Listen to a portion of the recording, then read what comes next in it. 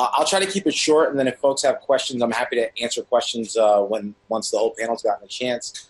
In Minneapolis, this is sort of where I think the start of this current phase of unrest has started, but obviously this has been going on across the entire country. Every city, nearly every major city in America has been dealing with these issues around police violence, and I think overall, like a net failure on behalf of our police departments to keep our communities safe. And so in Minneapolis, I know that we've started these conversations well before this incident, but those conversations always sort of got us to these small measures, funding these experimental programs that really do work, but we've never instituted them in a way that was really important. And so I just wanted to give just a quick nod to some of the things that we've been doing.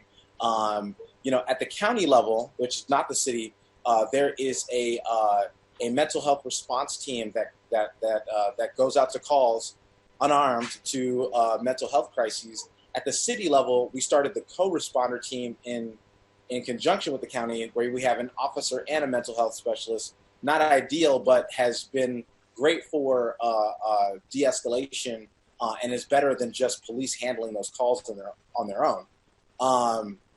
Some of the programs that have been extremely successful is our GVI program, also known as our Group Violence Intervention program, which really aims to get folks who are sort of in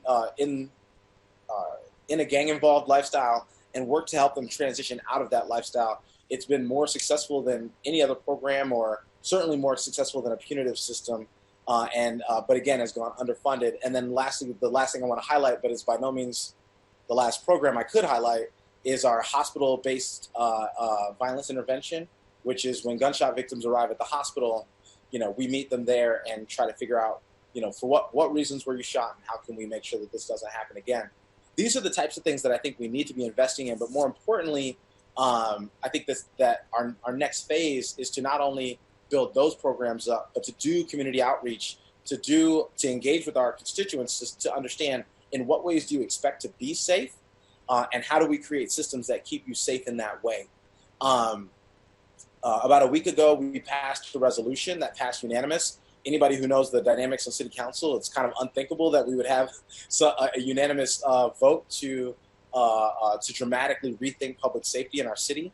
But I think that every single council member has sort of woken up to this. And our next step, which I hope will also pass unanimously, is to change our city's charter, because in the charter we sort of have mandated that we have a police department, and so we're looking to change that to have a Department of Public Safety.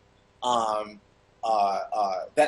if the community chooses to keep police can exist within that, but this will allow us to expand what public safety means, because right now the police have a monopoly on safety, which hasn't been working. So I'll leave it there, for the sake of not going on and on, but happy to answer questions.